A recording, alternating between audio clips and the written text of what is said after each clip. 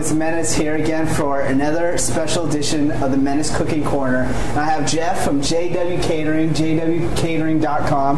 He's going to help us do some quesadillas. Quesadillas.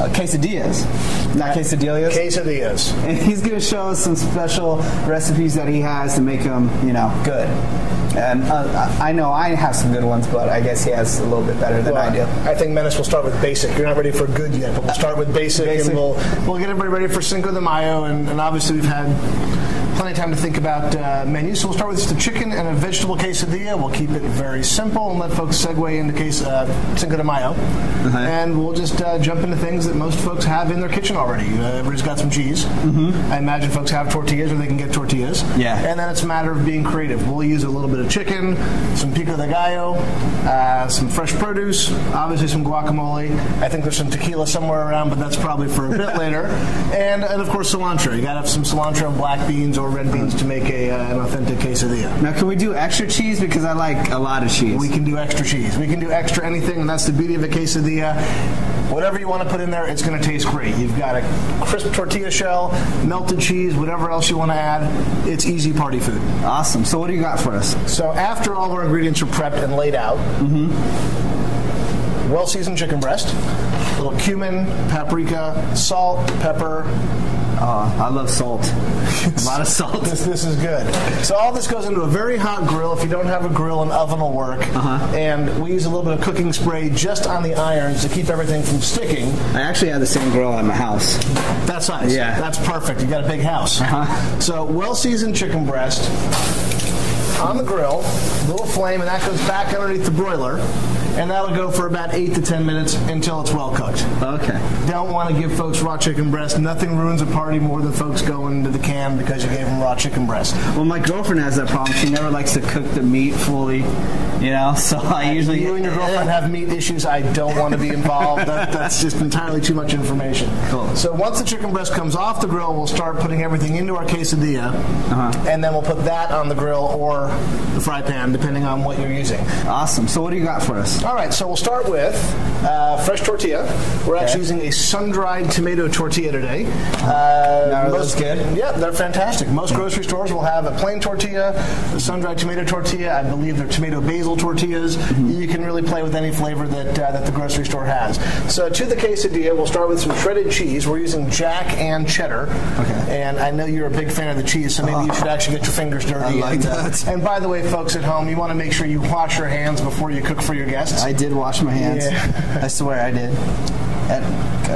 Is that too much? That's perfect, but in this case, since we're going to flip this quesadilla in half, we're just going to sort of put all of this on one side. Oh, see? You know what you're doing. Of said quesadilla. And if you want to give your tortilla a fold before you start, that'll make it easy to flip that over. Okay. So we started with an abundant amount of cheese, and then we're going to add fresh grilled chicken breast. In this case, we're doing a chicken tortilla, or chicken quesadilla. So the little chicken we've seasoned with oregano, salt, pepper, paprika, some fresh garlic, and some cumin. And then, obviously a knife. You want to be careful when using a knife. Just a little slice. Yeah. Let's go a little more. We like the portions, healthy portions here. All right. Am I using the knife right? Because if I cut off my finger, I swear. So what I tell folks when using a knife for the first time is you always want to cut in what the professionals, and I use that term loosely, call it claw position. Okay. Fingers curled underneath. So if, in fact, you cut anything, you're cutting a knuckle. Yeah. More bone, less flesh. If you cut the top of your finger, you're going to take off nails. So that would suck. That would suck. Believe me, I've seen people do it. It's not fun. And it's certainly not something you want to add to the quesadilla. Yeah. So anyway, to that, a little bit of chicken that we've already cut, and just spread that around. The more chicken, the merrier. Most folks like a nice hearty portion. So we've got some chicken, some fresh cilantro that we've just given a very rough chop. And it's important that when you're doing this, if you're going to think about cooking for a party, have all of this prepped out ahead of time. Chop your cilantro, have your beans ready, have your chicken ready, throw things around the kitchen. That's just the way it happens. So you've got some chicken, some cilantro. We're going to add some chili beans. Where'd you get those? These are right out of a can. Okay. These are just store-bought seasoned chili beans. You can use black beans, chili beans, red beans, any sort of bean. You don't have to use beans at all. I like them because it sort of binds everything together, and it's an inexpensive ingredient that allows you to give a much heartier quesadilla without spending all of your hard-earned dollars. Yeah. Concert tickets are expensive. You want to save the money for for the BFD And you've cooked for some big people. We've gone backstage. We've cooked for Interpol. Last year over in Santa Cruz, we cooked for Green Day. That was interesting. It was more beer, less food, but it was kind of an easy catering job. We do some work out at the Shoreline and at Concord Pavilion. And, we cook for regular folks as well as professionals. Awesome. All right, so I'm going to reach across here real quick. I like to throw just a little bit of pico de gallo into the quesadilla before we actually cook it. And pico de gallo is just fresh tomato, a little more cilantro, onion, garlic, parsley.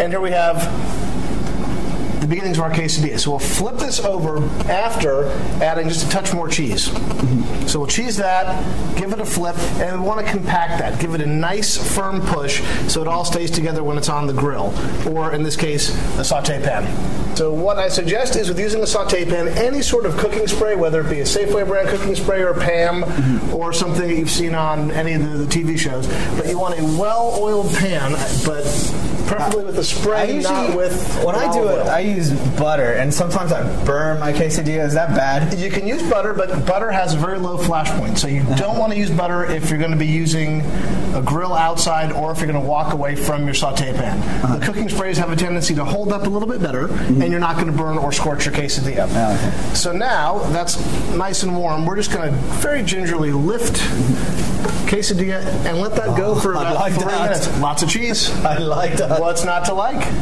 So depending on the amount of flame you have or the amount of heat in your pan, about 3 minutes per side. Again, well-greased, well-seasoned. Non-stick pan works much better than cast iron or aluminum. Yeah. So you want to let this cook. A little bit of color on both sides. You want the tortilla to get crisp. You want to see your cheese melting, and then we can pull this right off of. I just want it. Flame. Well, we're getting there. I promise. Right. You'll have lots of melty cheese momentarily. I like the cheese. So we've got a nice quesadilla.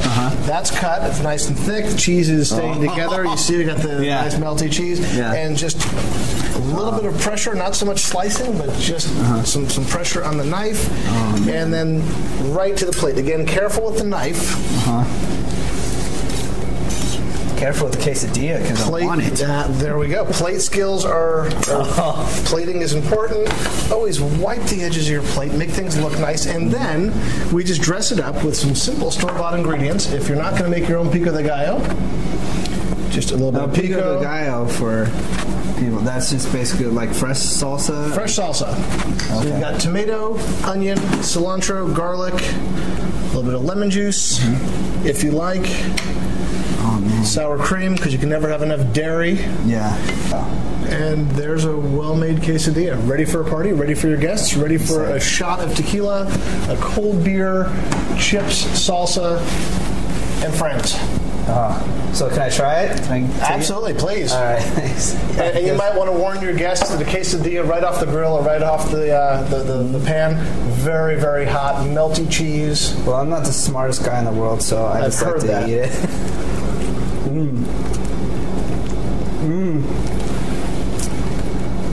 That's some good stuff, man. That is really good. I like that. Go, Jeff. My hand's a little dirty, but I just want to say thank you very much. Absolutely. I think next month maybe we'll play with raw fish. Yeah, that'd be good. So JW Catering, check out the website, and you can hire this guy to do whatever you want for your parties. I'm sure it will be awesome. And we have fun. Yeah, thank you. Well, that's it for this edition of the Menace Cooking Corner. Make sure to check us out next week right here on live105.com.